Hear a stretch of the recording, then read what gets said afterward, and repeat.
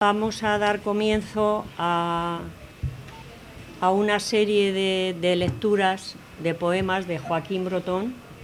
Os iremos comunicando las fechas, os iremos diciendo qué libros vais leyendo. Entonces lo que queremos es hacer una tertulia, tanto con él leernos sus poemas, que lo hace como nadie, y vosotros que podáis preguntar y participar en un programa con él, con lo que os haga falta, con lo que queráis preguntar. Voy a pasarle la palabra al señor alcalde, porque creo que mejor que lo conoce él que yo, y os va a hacer una presentación de él y de su obra que quiere hacerla él personalmente. Muchas gracias por venir y vamos a...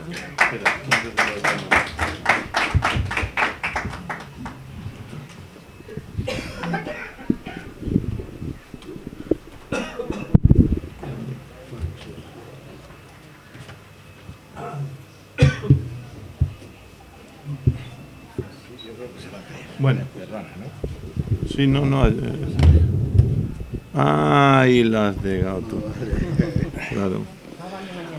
Bueno, en primer lugar, buenas tardes. Sabéis que cuando se lleva en esto un poco tiempo, y yo ya llevo un rato, dicen que es mala cosa empezar pidiendo disculpas si se llega tarde, porque posiblemente cuando se llega tarde, si no dices nada, el que está al otro lado dice, oye, a lo mejor ha venido bien y el que estaba equivocado era yo, con lo cual si te disculpas estás descubriendo que eres tú el que llegas tarde. Y segundo, que en un momento determinado dicen lo que saben de esto, que si se piden disculpas y uno sale y no vuelve, dicen que le habrá pasado a este muchacho que no ha podido volver, ¿no? Pero como las dos cosas van unidas a la ceremonia del protocolo y de las vanidades humanas, yo voy a estar con vosotros un ratito. De aquí a media hora tengo que coger un tren, que mañana tengo Senado, pero estoy aquí primero por vosotros y no es una forma de hablar.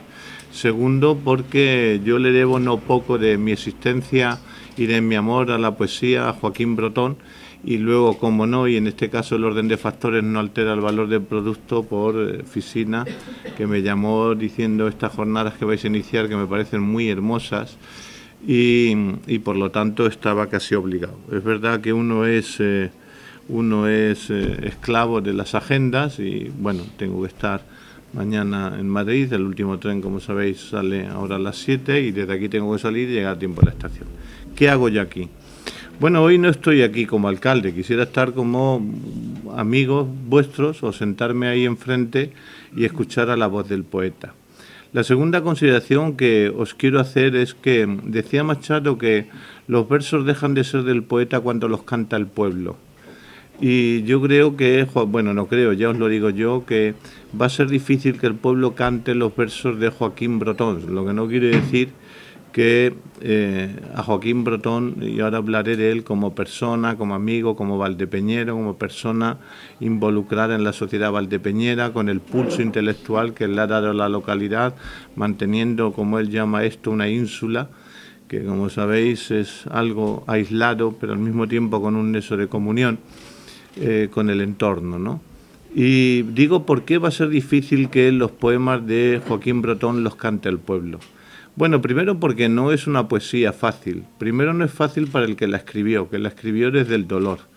Es verdad que del dolor también sale mucha pasión y mucho amor, pero no era igual aquello que se hace a costa de cicatrizar una herida como aquello que se hace a costa de la herida cicatrizada.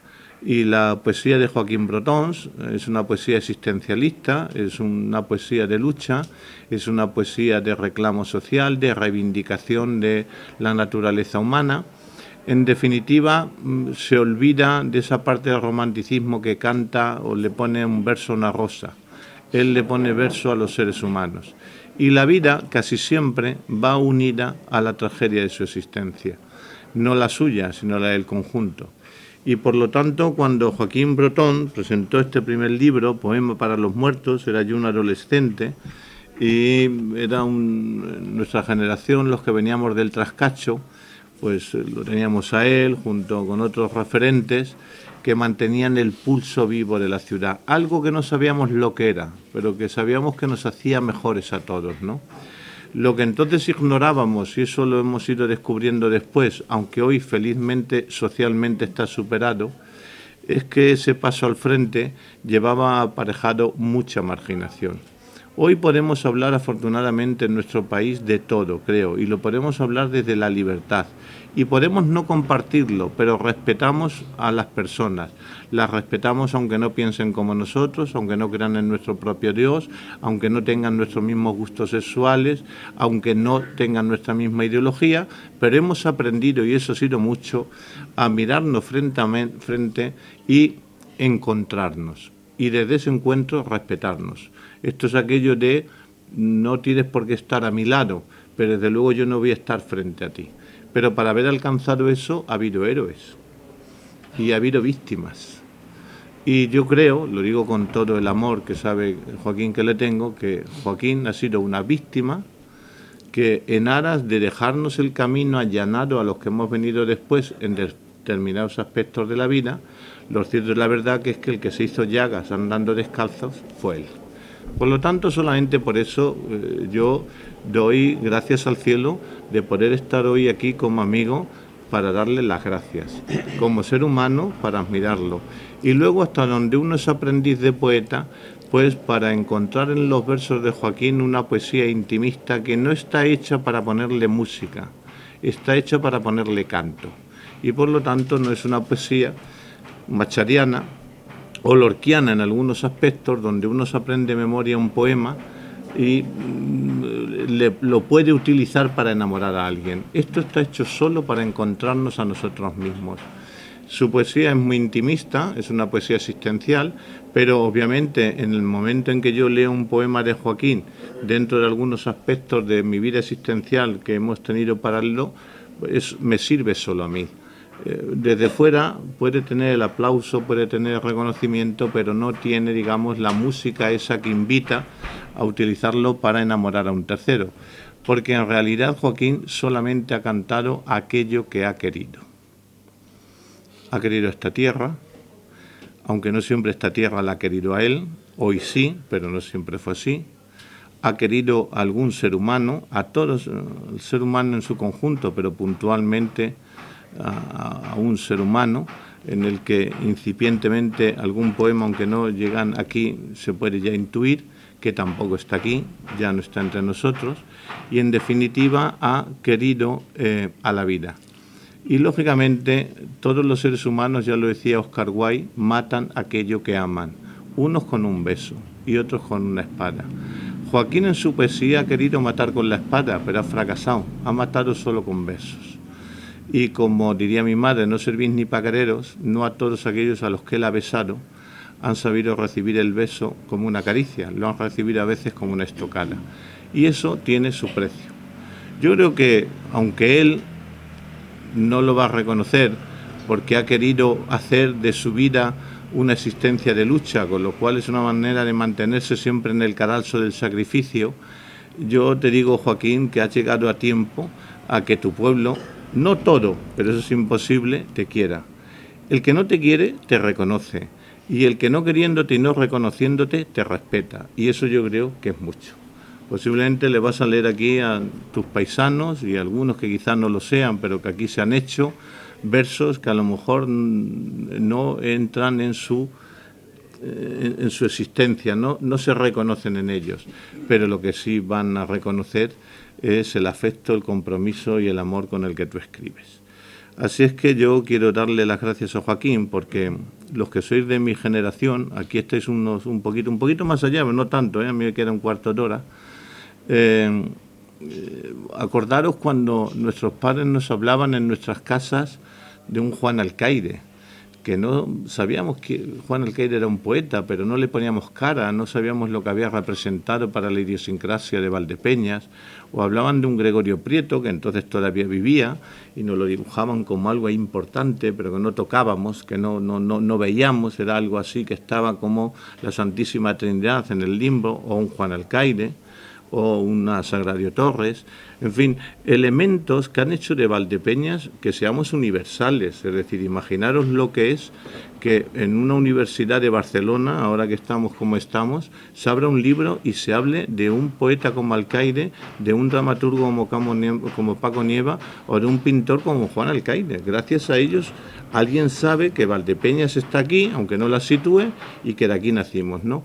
Pero todo eso que era un halo, todo eso que nos hacía verlo como un halo, cuando lo hemos tenido al lado, cuando lo podemos tocar, lo devaluamos. Es como, ¿y este quién es? Ah, Joaquín. Entonces, no saber dimensionar y no saber lo importante que es para la vida sociológica de una ciudad, un personaje que por estar entre nosotros, llorar contra nosotros, emborracharse como nosotros, que Joaquín se ha emborrachado mucho, a Dios gracias, ¿no?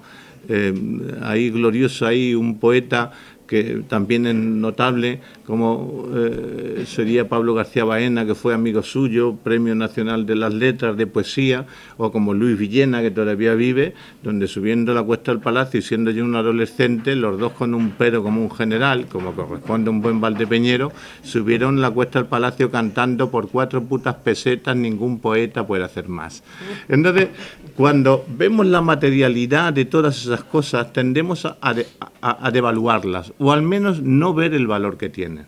Y solo cuando nos faltan, cuando los recordamos, como recordamos el sábado a Tomás de Antequera, pues es cuando nos damos cuenta lo importante que fueron no tanto para nosotros, sino para ser lo que somos, porque son ellos los que fijan la personalidad de un pueblo. Y este pueblo, yo creo que lo que ha tenido ha sido overbooking de personalidades.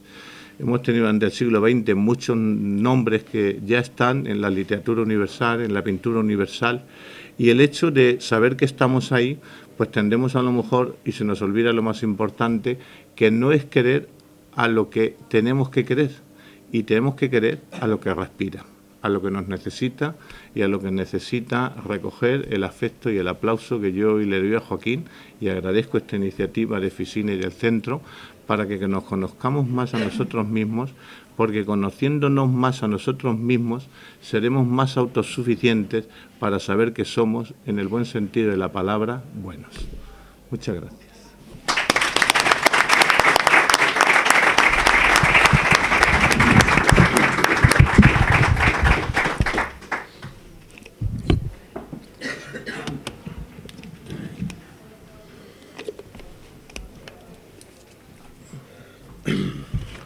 Buenas tardes, paisanos y amigos.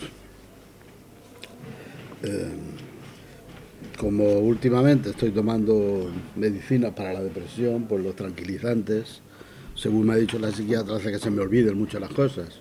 Entonces he escrito unas palabras porque igual llega el momento y no se lo entonces, gracias a Jesús por sus cálidas y merecidas palabras, como siempre.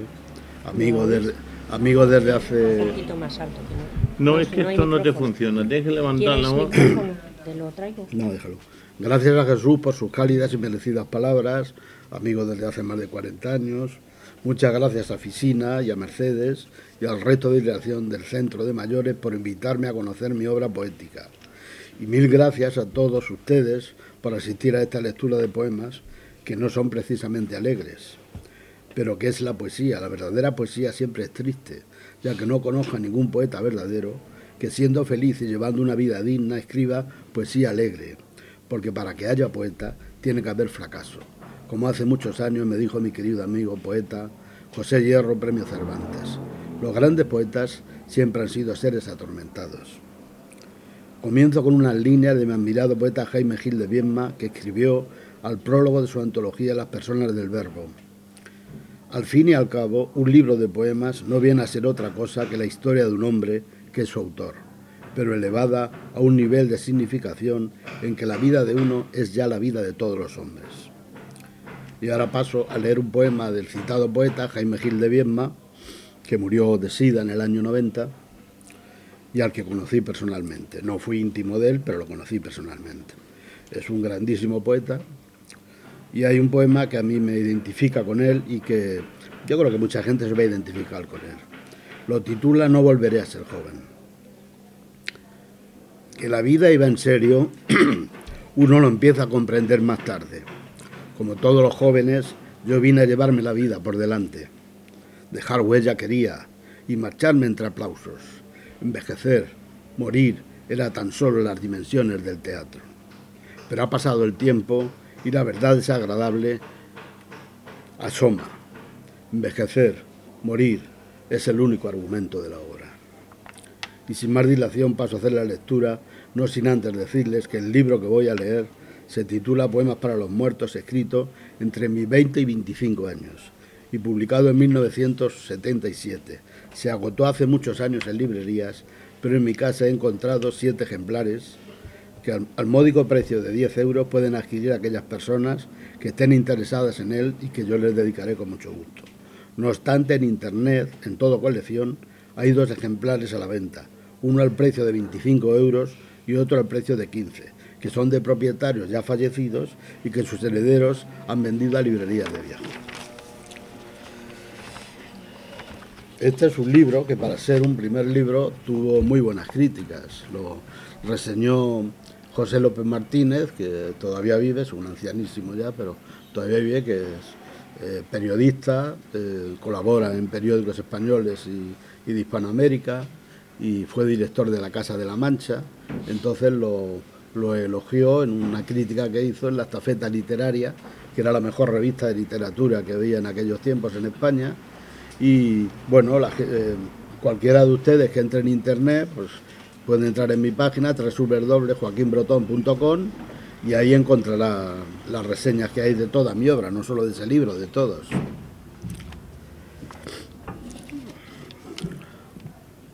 Fidelidad. Este corazón que estáis tocando ya no es mío, es vuestro. Sí, es vuestro porque yo os lo doy para que jugáis con él, para que sirva de muñeco de vuestros hijos.